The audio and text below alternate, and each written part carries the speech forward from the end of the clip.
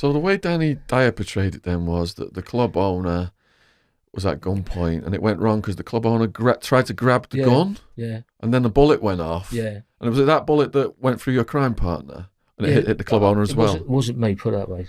Yeah. So the Chinaman, was it a Chinaman that was on the Danny Dyer episode as well? There was a man shot 3 times. The policeman was taken hostage. An Irishman was taken hostage. Then a Chinaman was taken hostage, and then obviously all that kicked off after. So really, basically, it's a sore point. And when you come on shows like yourself, I'm here to talk about other things. Basically, Shaun, I want to talk about. We've moved on like 30 years. Yeah. So now all I'm here is to say to kids, really, I'm here to try and help kids. I'm not here to big myself up at all. And then people sit there, all the warriors at home going, he's a wanker, he's all that. Yeah. I know I'm going to get some of that shit. Before we get to the prison stuff then, the prison stories, what I want to do then is in this first half is talk about the film production that you got going on, because all people just watched that story. I mean, that was one of the best stories that's ever been told on this channel. I mean, my heart was going like crazy. It was just non-stop action. You told it so well. And people watching this are probably thinking they could see that on the big screen, So I'm gonna read. Am I okay to read the thing you sent to me? Yeah, of course. Yeah. I'm just gonna read this, and we'll tell people how they can get involved. And there's going to be a link below this video if they want to get involved. So Vic sent me this in the last couple of days, and it's called Vic Dark, Making of a Money Getter, created by Ben Cookson. A 6-part true crime series set in London's 1970s and 80s underworld. In 1972, London's Metropolitan Police dealt with an annual total of 380 armed robberies. By 1978, this figure had increased to 734. By 1982, this number had more than doubled to 1,772, a 366% increase in a decade, amounting to more than 5 armed robberies each and every day in the UK's capital city alone. This was the golden era of armed robbery, and Vic Dark was at the forefront of a violent epidemic. But this new breed of criminal didn't consider themselves to be gangsters. They were better than that. They were money getters. There's a difference between a gangster and a money getter. Gangsters are bullies who enjoy hurting people and do it for kicks and status. Money getters do what's needed to be done to make a pound note. That's the way of the old school. Vic Dark, Making of a Money Getter, is a scripted 6-part true crime drama based on the real-life story of an ex-armed robber.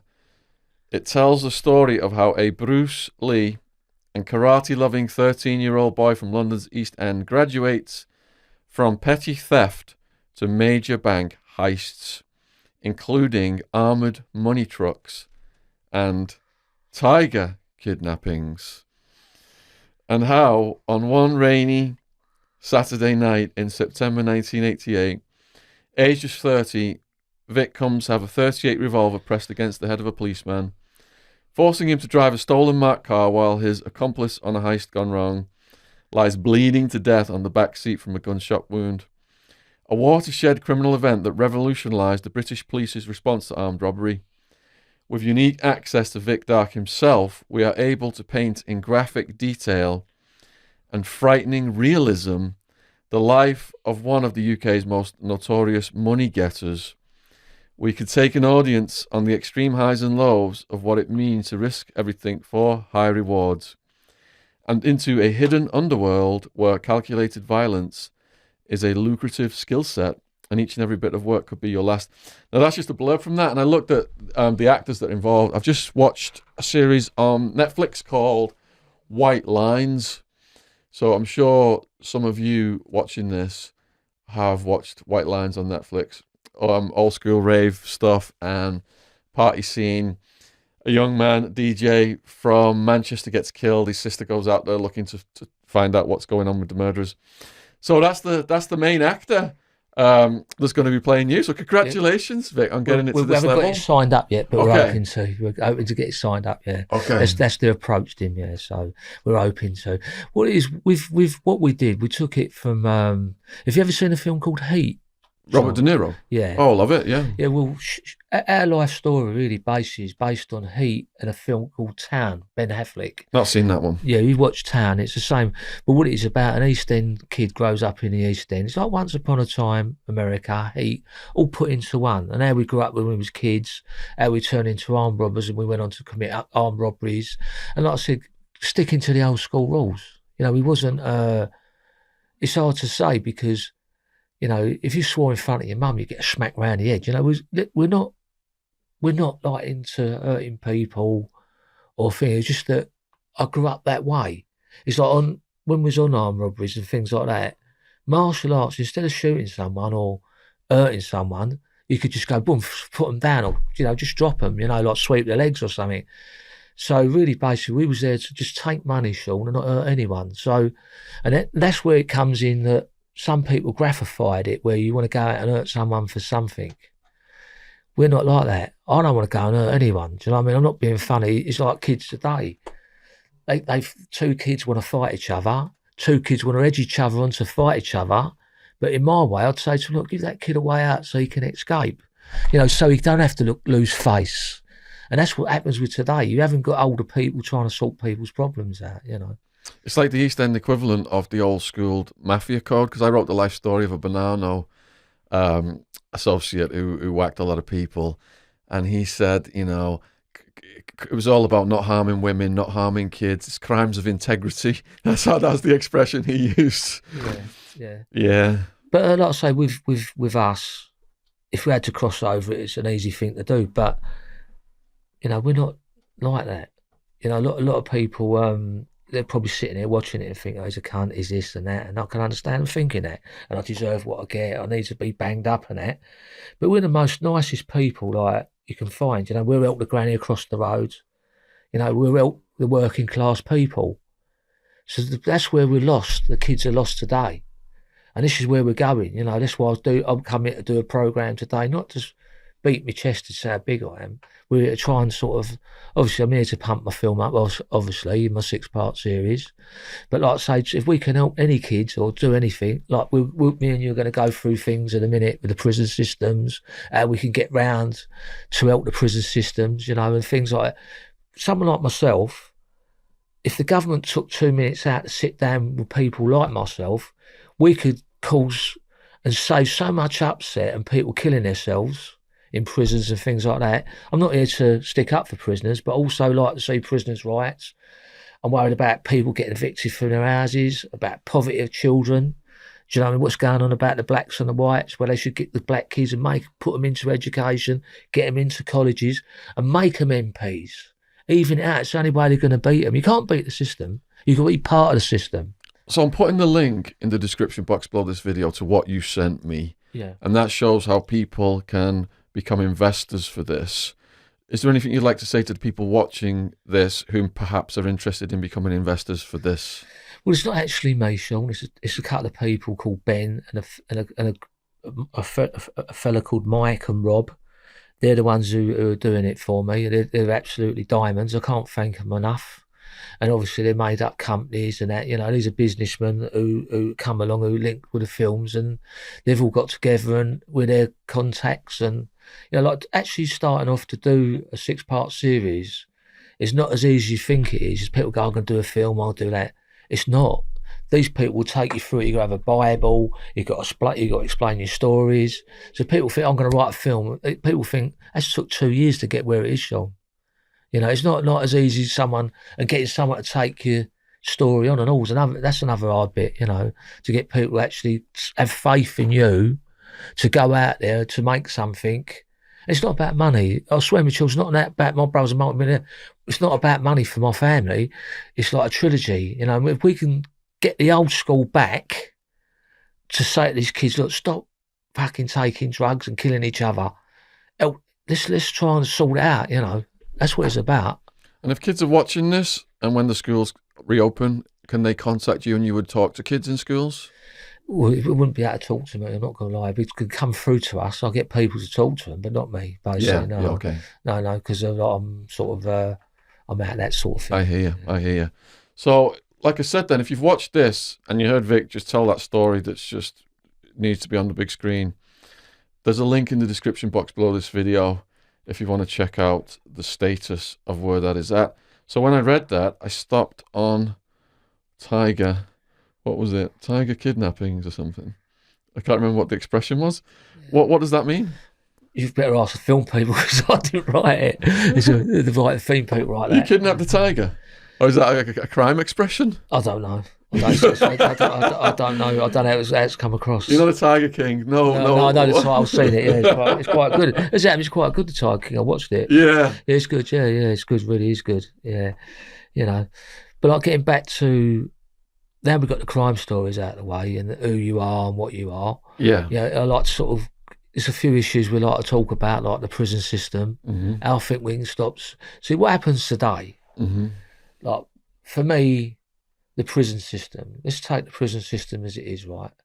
You walk into a prison system, someone gets a serious big sentence, and everyone goes, right, yeah, they killed someone. Yeah, don't get me wrong. Everyone's got to be punished. I can understand that, right? There's a way someone's going to be punished. But a lot of people don't understand why do they keep the murder rate, as we would class it, or the suicide rate. You never see that in the papers. You never hear anyone killing themselves. You never hear about anyone chopping themselves up. So it comes under the secret, like their law, right? Their law, they won't disclose that there's been 5 people stabbed, 3 people have killed themselves today, because we're not important. Cons are not important, right? But what I'd like to do is sort of get a thing, so we manage people who are coming out of jails. Now you want to help people, try and get them back into the system, right? So the only way you're going to do that is get up a program where they are trying to do it at the moment. So a kid comes into prison, he wants a job, he can't drive. And that's going to cost money. Get instructors, teach him how to do driving. If he fucks up, put him back in jail. But once that kid comes out and he's got a job, he wants to be a driver, he's got a chance of being a driver. Try and help ex-cons at the end of their sentences to get back into society, because a lot of people who I know come out of prison, there's your 90 quid, fuck off. And they'll wonder why you're going back in prison, Shaun. So I'm just saying to them, try and work out a program to help people to get back into the system. I'm getting back to suicide. This is very close to me. I've lost 11 friends through suicide in prison, which is sad. I mean, like, some really good friends have killed themselves, and you'll never know the reason why they've killed themselves, right? So if you put a phone, some kind of little phone where they can talk to their family, got to earn through privileges. I'm not asking them to do it. Earn through privileges. On that phone, you can talk to a screw, Samaritans. You can talk to one of his people at home if he gets his privilege. As long as that person who's lonely, banged up 23 hours a day, like I've got people coming out of prison at the moment who we know, they're getting out for 10 minutes shower if they're lucky in every 3 days because of the virus. So they're using that virus, COVID-19, to bang everyone up, right? We fought for them tellies, burnouts, sit-downs, smash-ups and all that, right? So that was the best thing that came into the prison system. But when you've been in prison and you hit depression, which we all have, I have, everyone has, you banged up 23's despair, you need to speak to someone like a family member and keep them on. Because at the moment, people chopping themselves up in prison, it's gone through the roof. They don't show you that, Shaun, do they? They are absolutely... And when you see people mutilate themselves, how tough you are. I was in Parkhurst, and the fellow kept cutting his stomach open and ripping out his intestines, literally like a bit of string, pulling them out like that. So I said, and the screw went, don't worry about it, does it all the time. And that's how it is in prison. That's how brutal prison is. Do you know what I mean? So getting back to the suicides and self-harming, people on medication, we need some kind of thing to sort of help the people to come out, which will help benefit society. Because these kids go into jobs, I've done it. I'll turn my life around. You can do it. you can turn your life round. But you need some help to turn your life round. Just don't kick them out on the streets. Do you know what I mean? Like, a lot of people go in there and they come out different people. They can either come out very angry. You lock someone up in a... Like, I was locked up for 10 years, 2 weeks. I never got parole, never applied for parole. I was a double A cat. I got released to category A, which is the highest you can get. At that time, we weren't terrorists. I got released to category A. Now, I'm getting walked to a door to be released with 10 screws, 2 dog handlers to let me back in society, right? Now, if my brother wasn't a millionaire and I didn't have friends to help me, I had £90 in my pocket.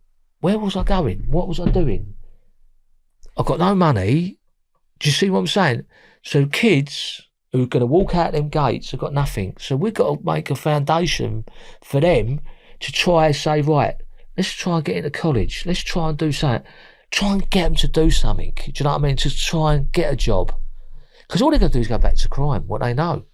Do you understand what I'm saying, Shaun? I understand 100% what you're saying. I've been campaigning about this for years. So yeah, thanks. Man. I've had politicians come to my talks in the schools, and it creates an emotional reaction, and they promise me the world, and I never hear from them again. And where I was housed in Arizona, 90% was shooting up. And I understood why, because of the trauma they'd been through as kids, because of the stress of the system on them. There was no rehabilitation. It was just drug and gang-infested mayhem. And they gave them $50 at the gate and said, have a nice day. Yeah. How the hell, they spend that on some food and then they go back to crime and they're right back in. But here's the thing. Every time they got rearrested, $50,000 of taxpayers' money to the prison. Yeah. It's in their interest for them to come back. Yeah. Mm. And the politicians have got shares in these companies that are making bank off it. Yeah. They know, this is like a self-perpetuating thing that they're profiting from. They throw away people, prisoners. I said to the guard, how do you guys get away with the dead rats in the food, the cockroaches crawling over us at night? Guards murdering mentally ill prisoners. I've got videos of it on my channel. Guards murdering mentally ill prisoners. Hardly even committed any crimes. How do you guys get away with it? The guard said, the public does not care about prisoners, and the world has no idea what goes on in prisons. And it's true. And that's why I started to write stuff down and expose what was going on. What made me take up the prison situation was I was in a unit, and we was in a block, and this man was 6 to 8 years old. His name was Ronnie Easterbrook. He had one finger, lost his finger. And he was an hunger strike. He was a bag of bones, literally. I mean, when I say bag of bones, say you're a normal person, be 12 stone, he'd be 8 stone. And then one day I was just out of boredom, I looked through my spy hole and I see this big Welsh screw come down, and he got his plate, and he went like that with his nose, and he put it on his geezer, the old man's food like that. I went, you fucking animal. This old man's about 67, right? And I looked and I went, is this fucking society? And you talk about humanity. And that old boy stood there. He started eating it.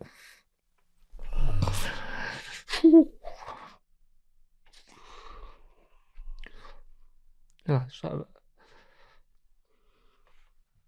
I hear you, man. It's terrible. And, the media say things like, yeah, prisoners, lock them up, throw away the key. They're all rapists, serial killers. And on the other side, they say, how easy they got it. They got PlayStations, they got gourmet food, they got luxuries. And that's what keeps the public hating on the prison population. They're all getting manipulated by the media. The politicians are making money off the back of it. And another thing that I noticed in America that's responsible is the war on drugs, because it's not all paedophiles, rapists, serial killers. The average arrest where I was housed was like a black kid or a Mexican kid with a little bit of weed. Get like a 2 to 5 year sentence. So a guy get a roach of weed, get a 2-year sentence. That's how they fill the prisons up, with low-level drug users. Yeah. So I've written a series of books now campaigning against the war on drugs, calling for the war on drugs and drug laws to be reversed and for drugs to be criminalised, controlled, and young people to be educated and not incarcerated. Yeah.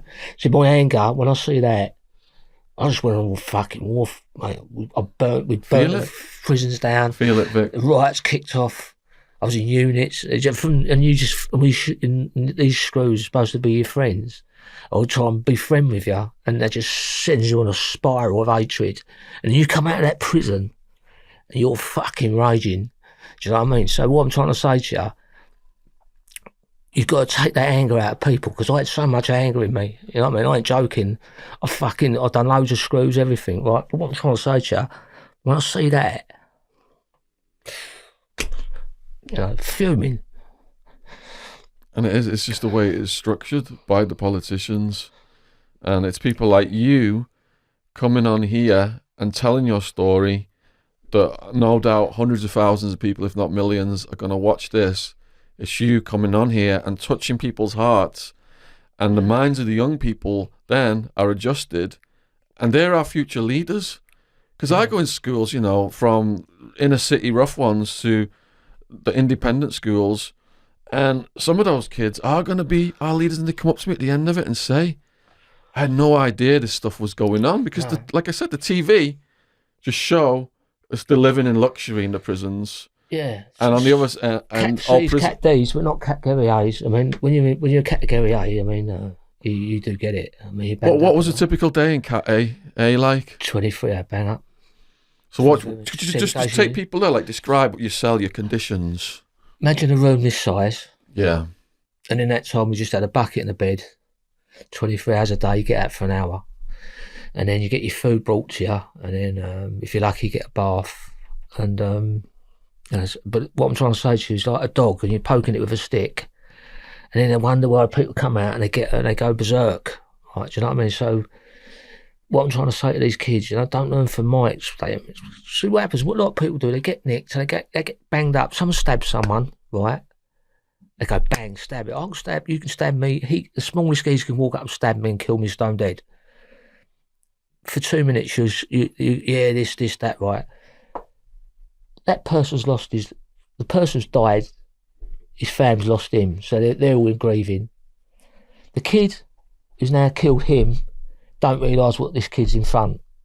If he starts kicking off if he gets through the 2-3 years, the first year he's bouncing around the wing, yeah. Second, not my mate's just going through it now. Second year, their wives start leaving and their money runs out. They're caught up in the drug world. They don't know what to do. So what happens then? These kids have got long prison sentences, all go off the rails. They end up this, they're all getting this, and they'll start chopping themselves up, killing themselves, and things like that. That's what the government cleans up, right? Because you're just an animal. They don't give a fuck about you, right? At the end of the story. And most kids doing life sentences have mental issues. Most people come out of prison after long time sentences have mental issues, right?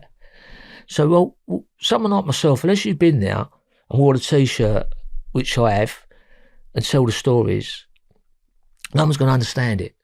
Do you know what I mean? So when you're sitting in a cell 23 hours a day, down a block, and you've got 20 screws down the end, come into your cell, riot helmets on, stand with your back to the wall, blur, blur, blur, and you try and get back into society, I come out hating the world.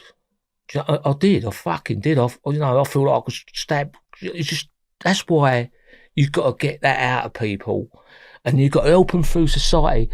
But also, when that person's lost that person who's been killed, you also got to take, if they can sit down and say to these kids, you just killed my boyfriend, my son. That kid who's just killed him, after a few years, he's going to turn around and go, fucking hell, I'm so sorry.